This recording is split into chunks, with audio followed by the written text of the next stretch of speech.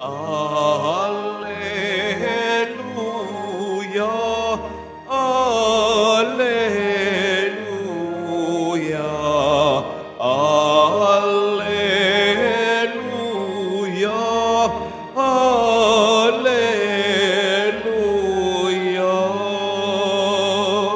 Aram ngayon'y gawa ng Diyos,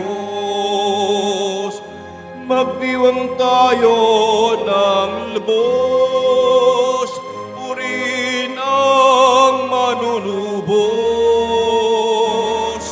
Alleluia, Alleluia, Alleluia, Alleluia.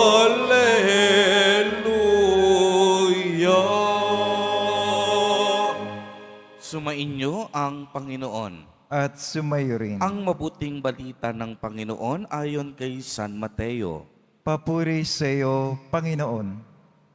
Noong panahong iyon, dali-daling umalis ang mga babae ng libingan. Pinagharian sila ng magkahalong takot at galak at patakpong nagpunta sa mga alagad upang ibalita ang nangyari. Ngunit sinalubong sila ni Jesus at binati at lumapit sila. Niyakap ang kaniyang paa at sinamba siya. Sinabi sa kanila ni Jesus, "Huwag kayong matakot.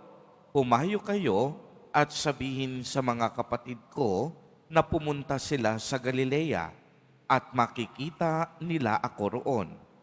Pagkaalis ng mga babae, pumunta naman sa lungsod ang ilan sa mga kawal na nagbabantay sa libingan at ibinalita sa mga punong saserdote ang lahat ng nangyari.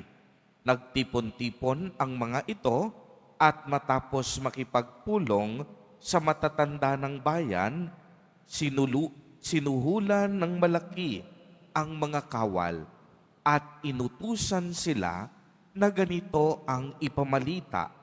Samantalang natutulog kami kagabi, naparito ang kaniyang mga alagad at ninakaw ang bangkay. Sinabi pa nila, "Huwag kayong mag-alala. Makarating man ito sa gobernador, kami ang bahala."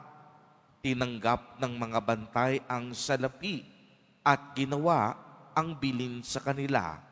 Hanggang ngayon, ito pa rin ang sabi-sabi ng mga Hudyo.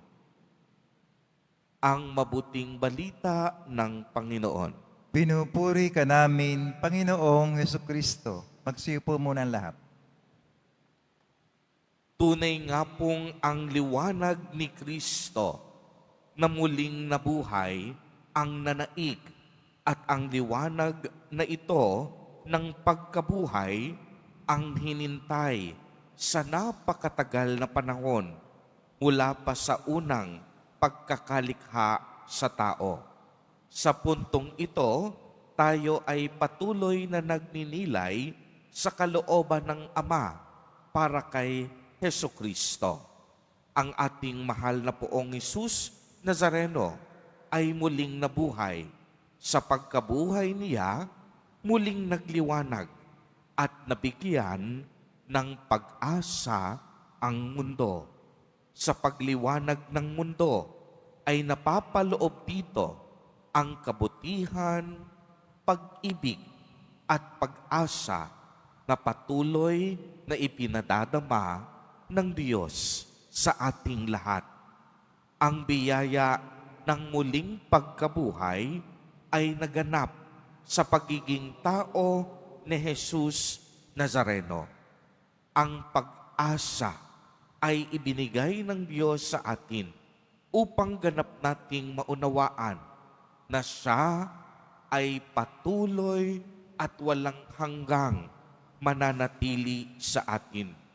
Kaya naman, tayo ay umaasang bubuhayin din ng Diyos sa oras ng ating kamatayan. At ito po ang kagandahan ng ating pananampalataya.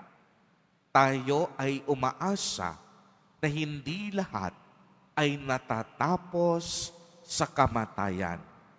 Ang kamatayan ay simula lamang ng isang bagong buhay. Kaya naman mga kapatid kay Kristo, ang pagkabuhay na muli ni Jesus Nazareno ay tunay ding nababalot ng misteryo. Misteryo na kung saan ang pananampalataya at paniniwala lamang ang makakaunawa. Sa isang taong walang pananampalataya, mahirap sa kanya maunawaan ang katotohanan ng pagkabuhay. Sadyang malawak ang ginagalawan ng grasya ng pagkabuhay na mag-uli ni Kristo. Dahil dito, muling ibinangon tayo ni Jesus na magkaroon ng panibagong lakas, tiwala at pag-asa. Kaya tayo po ay nagagalak sa kaluwalhatian ng pagkabuhay sapagkat siya ay namatay at muling nabuhay para sa ating lahat. Ang kaniyang pagkabuhay ay magpakailanman. Ito'y patuloy niyang ipaparanas at ibabahagi sa ating lahat.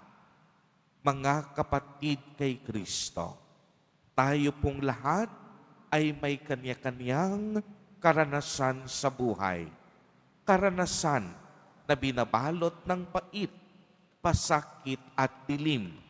Si Jesus umalis sa libingan upang palayain din tayo sa kadiliman ng mundong ito.